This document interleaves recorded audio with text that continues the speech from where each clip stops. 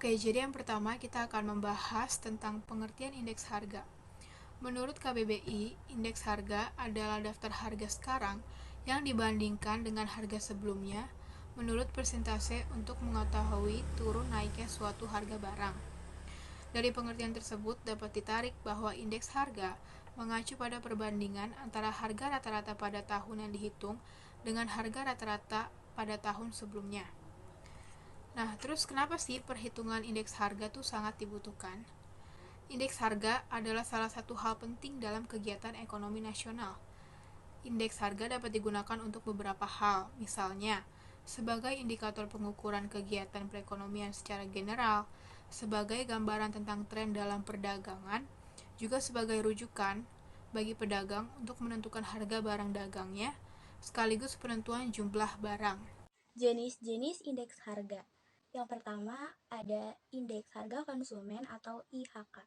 IHK akan menunjukkan perubahan-perubahan harga pada barang eceran di pasaran yang dikonsumsi oleh konsumen dalam waktu jangka tertentu.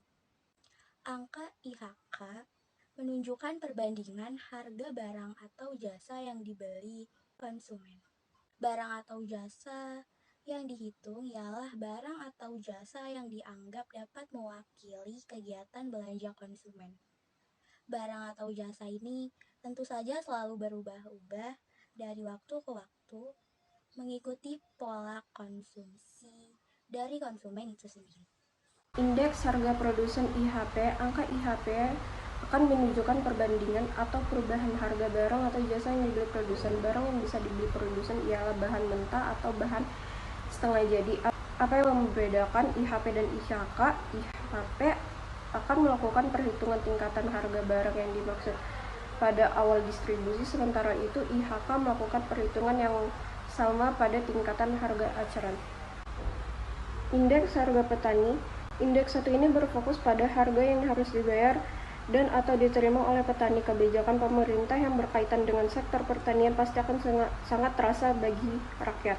Indeks harga yang harus dibayar oleh petani merupakan angka yang menunjukkan sejumlah harga agar petani dapat melakukan proses produksi pertaniannya. Sementara itu indeks harga yang diterima oleh petani merupakan angka menunjukkan sejumlah harga sebagai perkiraan hasil petani dari penjualan hasil produksi pertaniannya tersebut. Indeks implisit adalah sebagai metode pembanding yang membandingkan antara pertumbuhan ekonomi dalam kajian nominal serta pertumbuhan ekonomi yang bersifat real. Indeks harga ini menjadi acuan dalam menentukan ukuran inflasi yang akan terjadi. Sehingga dengan penggunaan metode yang satu ini, maka GNP real bisa dihitung secara maksimal. Bagaimana cara menghitung indeks harga?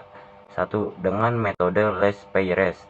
Metode ini menerapkan jumlah barang pada tahun dasar menjadi timbangan terhadap suatu harga. Lebih lanjut, kuantitas barang itu faktor pengalih untuk harga-harga barang yang indeksnya akan kita hitung. Cara tersebut kita pakai nih untuk mencari tahu perubahan harga. Anggapan yang mendasari metode ini ialah kuantitas jumlah barang yang tidak berubah dari tahun ke tahun sejak tahun dasar. Les Peirez juga pernah berkata begini, secara kuantitatif kebutuhan itu jumlahnya tidak berubah.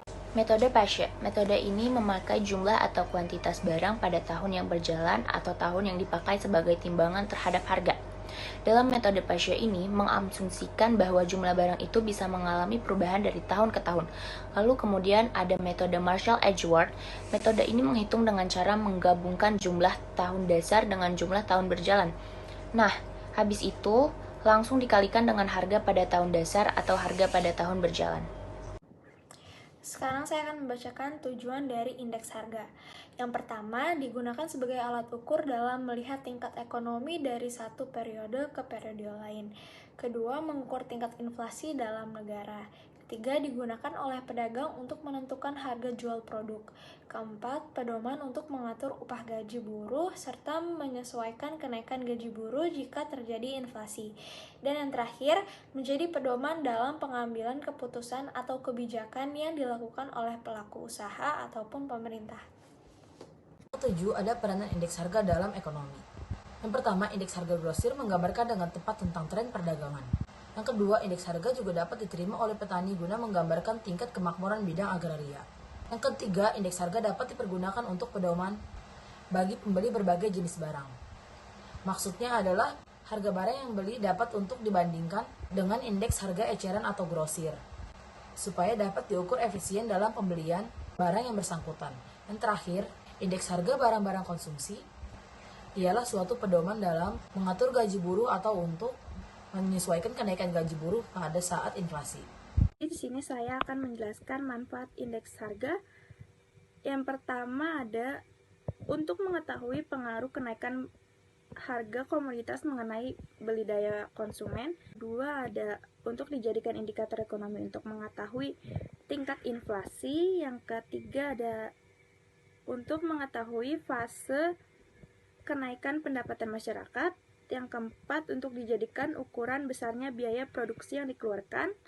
Yang kelima, untuk mengetahui daya beli nilai mata uang.